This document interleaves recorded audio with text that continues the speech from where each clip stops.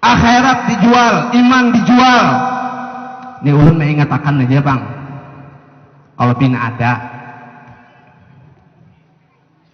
kaina-kainanya tuh ingetakan buai duit 100.000 ke sana apa bo, sehari habis, bahkan kada sampai sehari bercari duit nang lain aja buai, kawah aja kada makan sehari karena duit itu kada diterima, kada masalah, yang penting di akhirat karena kada ada pertanggungjawaban di sisi Allah. Umpati wali-wali Allah, umpati kekasih-kekasih Allah, mereka orang-orang yang takut kepada Allah, mereka orang-orang yang zuhud, mereka orang-orang yang tidak pernah silau dengan harta-harta seperti itu. Mereka orang-orang yang tidak suka dengan pemimpin. Mereka orang-orang yang tidak suka menjilat dengan pemimpin. Mereka orang-orang yang tidak suka mencari nama dengan para pemimpin. Habib yang dimakamkan di Bogor, yang disebut Maula Empang, Habib Empang, Habib Muhsin ke guru, Muhsin bin Abdullah Al-Attas, sahibul Empang, wali min auliyaillah, wali besar ini. Satu ketika Presiden Soekarno Garing, Presiden Soekarno, ujar Presiden Soekarno, sidin sudah beberapa hari kada mau baik, bagi kiawakan pang, tolong kiawakan Habib. Waktu itu Presiden Soekarno berada di istana Bogor.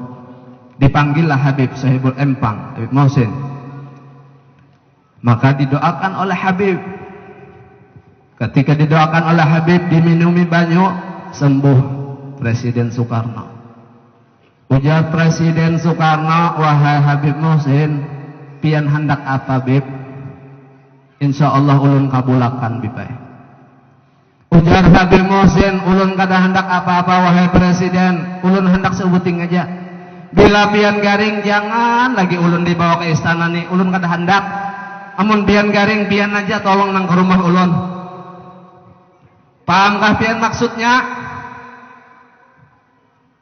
Bukan suka menaiki istana presiden, bukan suka dekat dengan mereka, tetapi bukan mereka memusuhi atau menjauhi mereka, tidak. Tapi mereka tidak ingin dekat-dekat dengan fitnah dunia.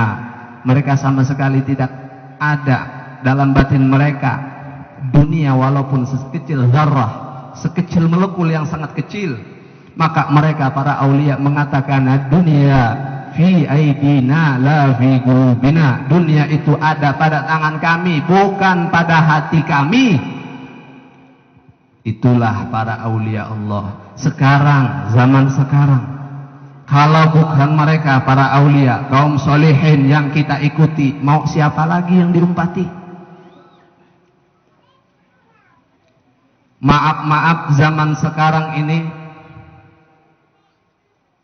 siapapun sudah banyak melenceng daripada jalan Rasul Sallallahu Alaihi Wasallam, termasuk ulama, termasuk umara, para pemimpin-pemimpinnya, baik pemimpin spiritual ummah daripada ulama, baik pemimpin daripada birokrasinya, para gubernur, bupati, wali kota dan sebagainya, sudah tidak takut dengan Allah, tidak takut dengan hadis daripada baginda Rasul sallallahu alaihi wasallam. Laknat Allah ini na'udzubillah neraka. Ingatkan hadisnya tadi, la'anallahu rashi wal murtashi. Allah melaknat orang yang menyogok dan yang disogok, sama hukumnya, tidak beda. Amun dia hendak minta sogokan buai 10 miliar seikung, ini mun 100.000 kesana apa?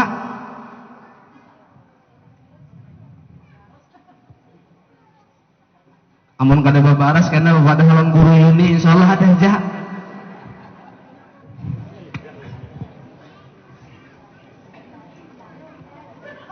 Kalau kita miskin di dunia tidak apa-apa. Dan itulah yang dicontohkan oleh baginda Rasul sallallahu alaihi wasallam. Rasulullah sugih kada? Apa jar Bapak Bambang tadi? Ar-Rasul sallallahu alaihi wasallam ditawari oleh Gunung Uhud, ya Rasulullah, amun pian hendak ulun jadi amas ya Rasulullah, gasan pian hendakkah pian? La, kada. Ditawari ketika dimusuhi oleh para orang-orang Taif, kaum musyrikin, datang malaikat penjaga gunung, wahai Rasulullah, di musuh-musuh pianina Rasulullah, hendakkah ulun hancurkan, ulun angkat ini kedua gunung, ulun himpitkan kepada mereka, hendakkah pian? La, bu'itsu liutammima makarimal akhlak. Rasulullah diutus untuk menyempurnakan akhlak, rahmatan lil alamin, rahmat bagi sekalian alam, bukan menyakiti umat. Dan insya Allah kata baginda Rasul, akan hadir, akan timbul orang-orang yang luar biasa di dalam Islam pada penduduk Taif ini. Itulah baginda Rasul sallallahu alaihi wasallam. Rasulullah tidak perlu kekuatan untuk menghancurkan musuh-musuhnya. Rasulullah tidak perlu duit untuk mengajak orang masuk Islam, mengajak orang kafir beriman. Tidak. Rasulullah membawa iman, akhlakul karimah, dan ini juga yang dibawa oleh para aulia Allah. Akhlak budi pekerti. Ujar Rasulullah, mun kam masuk Islam aku bari duit 100.000 kadada. Amun bubuhan ikam hendak berjihad di jalan Allah, aku bari ini itu kadada. Tapi pahalanya, ganjarannya adalah sorga. Inilah yang sangat-sangat luar biasa pada kita. Jadi apapun amal ibadah, pekerjaan, jangan minta upahannya kecuali sorga di sisi Allah. Ad-dunya mazra'atul akhirah, kama qala Rasulullah sallallahu alaihi wasallam. Dunia ini ujar Rasulullah mazra'ahnya, apa ngarannya, pahumaannya, ladangnya untuk beramal saleh yang hasilnya akan dipetik di akhirat di sisi Allah Subhanahu wa taala. Jadi apapun yang kita gawi, nang sembahyang fardu kah, nang sunnah kah, nang sedekah kah, nang apakah, jangan sekali-kali minta daripada ganjarannya di dunia. Apabila kita tidak ingin minta apa-apa dengan amal ibadah kita di dunia ini, maka niscaya Allah akan beri bonusnya. Dan itulah yang dikerjakan para aulia Allah. Mereka tidak pernah minta dengan amal ibadah mereka yang mereka menghabiskan malam.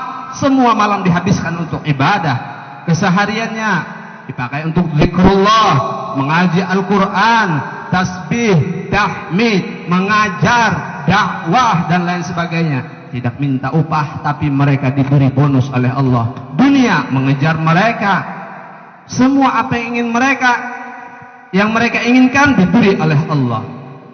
Dan itulah kalau Allah sudah suka dan senang kepada seseorang, maka seluruh apapun yang diinginkannya diberi oleh Allah.